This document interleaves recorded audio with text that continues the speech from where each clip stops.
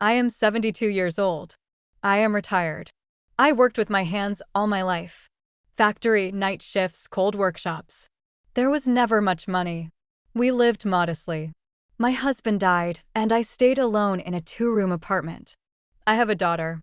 My daughter has a son. My grandson. When he was born, I spent a lot of time with him. My daughter worked from morning to night. I picked him up from kindergarten, fed him, bathed him, put him to sleep. When he was sick, I stayed by his bed. When he grew older, I walked him to school. I gave him money for meals. I bought clothes when I could. I was not a rich grandmother. I simply helped as much as I could. Over the years, he changed. He became sharp, impatient. He started talking to me from above. He came rarely. But when he came, he always asked for something. Money for the phone, for gas, until payday. I gave it. Because he was my grandson. That day he came unusually polite. He smiled. He hugged me. He brought a cheap cake. Sat in the kitchen, drank tea, asked about my health. I was even happy. I thought he had grown up. Then he said he needed help. The bank refused him a loan. Bad credit history. But if we added in my name, everything would be fine.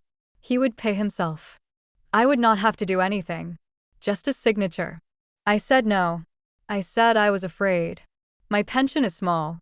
I do not want problems. He changed at once. Became angry. Said I think only about myself. That I do not want him to have a normal life. That everyone helps their own except me. I was silent. He said, I am not a stranger. I am your grandson. Don't you trust me? I broke. We went to an office. A small place, computers, a girl at a desk. They typed something quickly.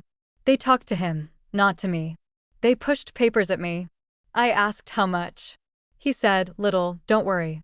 I do not see small print well. I signed where they pointed. That was it. On the way home he was cheerful. Promised he would close the loan fast. Said I was the best grandmother. After that he disappeared. The first month no one called. I thought everything was fine. The second too.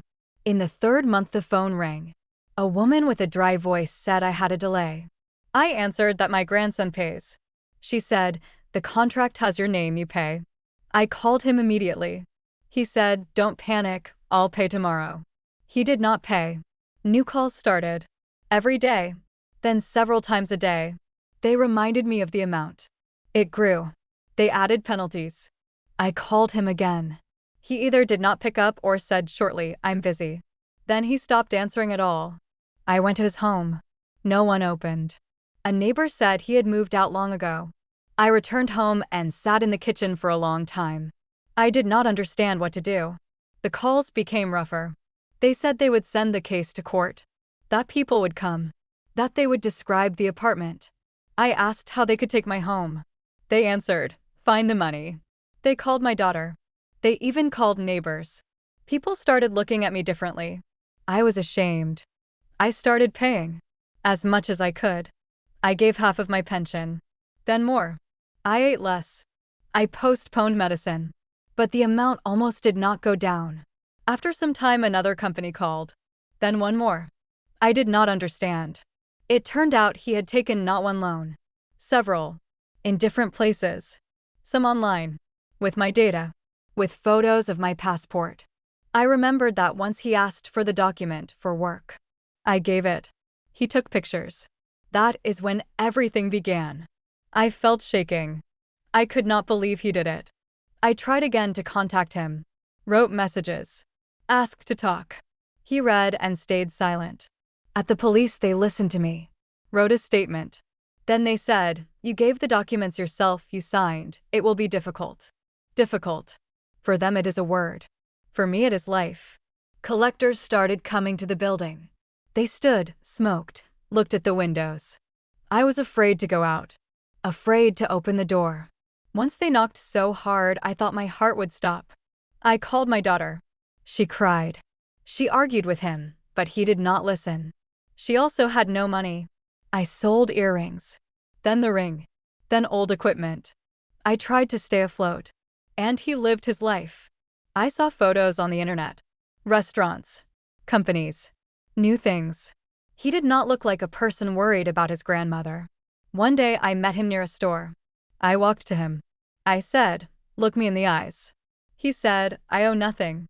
You signed yourself." And he left. I stood on the street and understood that I had raised a stranger. I began to get sick. Blood pressure, insomnia. The doctor asked what happened. I could not explain everything. I searched for free lawyers. Walked, carried folders. Some felt sorry. They said there was a chance, but a long road. I went home and counted coins again. With part of the debts we managed to agree. Somewhere they reduced interest. But the problem did not disappear. My life became different. I trust no one anymore. I do not open the door without need. I am afraid of phone calls. My grandson does not come. Not on holidays, not just like that. For him I am no longer family. I am a tool he used. I live on. I pay. I save on everything. I endure. And every day I think that the worst pain is not the amount. The pain is who did it.